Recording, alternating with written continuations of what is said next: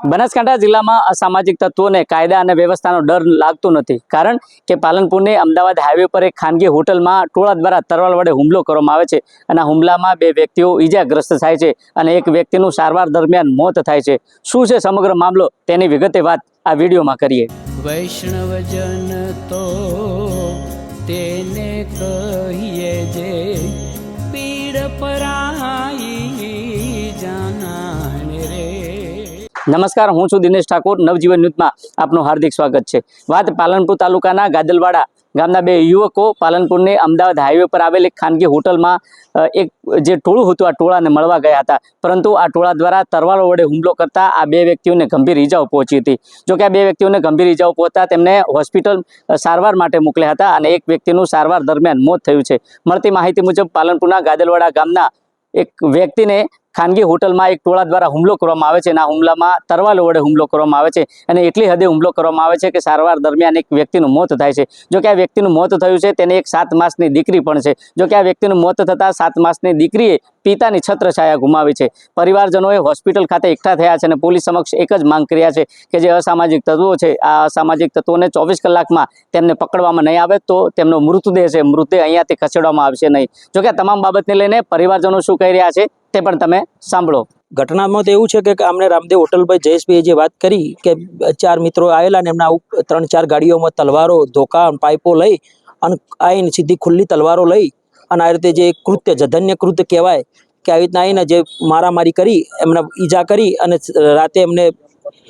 રાતે એમનું અવસાન થયું છે। ભરતભાઈ ચૌધરી કે જેઓની ઉંમર 30-32 વર્ષ હતી, એમના ઘરે એક નાની છોકરી 7 મહિનાની છે। આવા લુખ્ખા તત્વોનો જો આવું પાલન તો બેન દીકરી આ જો ભાઈઓ સાથે પુરુષ સાથે આવું થતું હોય તો બીજી કોઈ છોકરીઓને પાલનપુર તમે કઈ રીતે કહી શકો કે પાલનપુર સેફ છે અને મોટી મોટી વાતો કરો છો કે પાલનપુરમાં તમે ગુજરાતમાં રાતે 12 વાગે ફરો તમારે કશું નહીં થાય।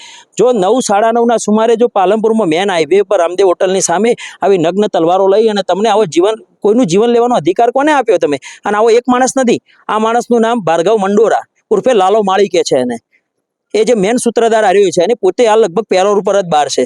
હવે આવો માણસ ખરેખર એ ચાલે જ નહીં।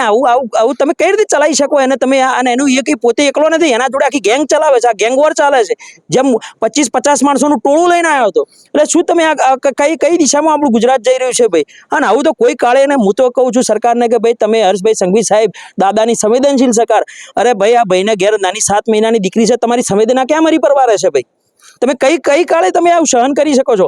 આને ભાઈ પીએમ તો થાય છે પ્રોસેસ, પણ જો સુધી એ મુખ્ય ગુનેગાર અને એની આખી ગેંગ જો પકડીને હાજર કરવામાં નહીં આવે ત્યાં સુધી અહીંથી અમે લાશ લેવાના નથી કોઈ પણ કાળે। મારું નામ કિરણભાઈ।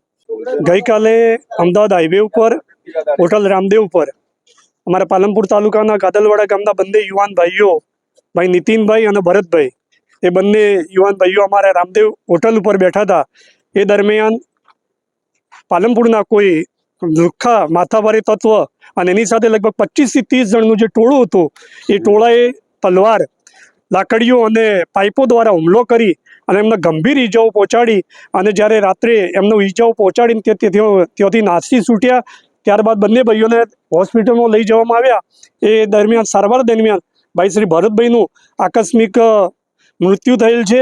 અને આવા જો લુખ્ખા તત્વો જે ખુલ્લેઆમ અહીંયા ગુજરાતની અંદર, આપણું ગુજરાત એટલે શાંતિનું ગુજરાત કહેવાય, અને જે એને ડહોળવાનો જે પ્રયત્ન કર્યો છે, તો મારી આપણા ગૃહમંત્રી હર્ષભાઈ સંઘવી સાહેબ, આપણા મુખ્યમંત્રી સાહેબ અને અહીંયા બનાસકાંઠા જિલ્લાના એસપી સાહેબને વિનંતી છે કે જે કંઈ પણ આમાં જે સંડોવાયેલા આખી જે ગેંગ છે એ તમામે તમામ બધા ભાઈઓનું ધરપકડ કરવામાં આવે અને એમના કડકમાં કડક સજા કરવામાં આવે એવી અમારી માંગણી છે।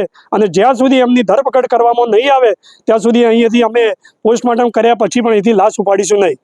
તમે જો તે પ્રકારે કાયદા અને વ્યવસ્થાની વાતો કરતા રાજ્યના ગૃહમંત્રી હર્ષ સંઘવી 2 દિવસ અગાઉ એક ભાષણ આપ્યું હતું। ભાષણમાં એવું કહ્યું હતું કે જે અસામાજિક તત્વો છે જ્યારે કૃત્ય કરે છે ત્યારે પોલીસ દ્વારા એટલી હદે એમની કાર્યવાહી તેમના ઉપર થવી જોઈએ કે તેમના પગ ધ્રુજવા જોઈએ, પરંતુ હકીકતમાં આ અસામાજિક તત્વોના પગ ધ્રુજતા નથી અને બનાસકાંઠા જિલ્લામાં તરવાલ વડે જાહેરમાં હુમલો કરે છે અને આ જ હુમલામાં એક વ્યક્તિનું મોત થાય છે। જોકે તમામ બાબતને લઈને વડગામ ધારાસભ્ય જિગ્નેશ મેવાણી પણ મેદાનમાં આવ્યા છે અને જિગ્નેશ મેવાણી શું કહ્યું તે પણ તમે સાંભળો। ગાદલવાડાના ભરતભાઈ ચૌધરીની આજે હત્યા કરવામાં આવી। એમના સાથી નીતિશભાઈ ચૌધરી પણ અત્યારે મુશ્કેલ પરિસ્થિતિમાં છે। બનાસકાંઠા જિલ્લા પોલીસ વડાને, કલેક્ટર તંત્રને વિડીયોના માધ્યમથી અપીલ કરું છું, તાબડતોબ આ કેસમાં સચોટ તપાસ ટીમની રચના કરી જે પણ કસૂરવારોએ જે પણ કારણસર આ કૃત્યને અંજામ આપ્યો એ તમામને 24 કલાકમાં જેલના સળિયા પાછળ મોકલવામાં આવે, નહીં તો અમે મજબૂર બનીશું ઉગ્ર આંદોલન કરવા માટે. ઉગ્ર આંદોલન નહીં કરવું પડે એવી મને અપેક્ષા છે. શું ગંભીરતાથી ગુનાની આપણે બધા જાણીએ છીએ. એક માણસે જીવ ગુમાવ્યો છે અને આનાથી વધારે ગંભીર પરિસ્થિતિ કોઈ ના હોઈ શકે. એટલે તાબડતોબ હું માગણી કરું છું કે આમાં 24 કલાકમાં જે ટીમ કામે લગાડવી પડે લગાડો, પણ એક આરોપી જેલના સળિયા પાછળ હોવો જોઈએ. આ મારા વિધાનસભાના ભાઈ છે એટલા માટે નહીં, કોઈ પણ ગુજરાતના નાગરિક સાથે આવી ઘટના ના બનવી જોઈએ. એટલે આની પાછળ જે પણ માણસો હતા એમનું ષડયંત્ર શું હતું, એમનો ગુનાહિત ઇતિહાસ શું છે, આ બધું જ બહાર લાવવામાં આવે એવી માગણી કરું છું. ભરતભાઈ ચૌધરી આપણી વચ્ચે નથી રહ્યા. અમને પરિવારજનોને મારી શ્રદ્ધાંજલિ પણ પાઠવું છું અને વિડીયોના માધ્યમથી જણાવું છું કે જે પણ મારા લાયક સેવા હોય, આ મુદ્દે કામ હોય, જે પણ લડવાનું હોય, જે પણ પ્રયત્ન કરવાનો, પ્લીઝ મારા ધ્યાન ઉપર લાવજો. હું અડધી રાતે તમારી વચ્ચે આવીને ઊભો રહીશ. તમે જો તે પ્રકારે કાયદા અને વ્યવસ્થાને લઈને જિગ્નેશ મેવાણીએ સરકાર ઉપર કટાક્ષ કરતા કહ્યું કે જે ગુજરાતના ગૃહમંત્રી છે, આ ગુજરાતના ગૃહમંત્રી ફાકા ફોજદારી કરે છે.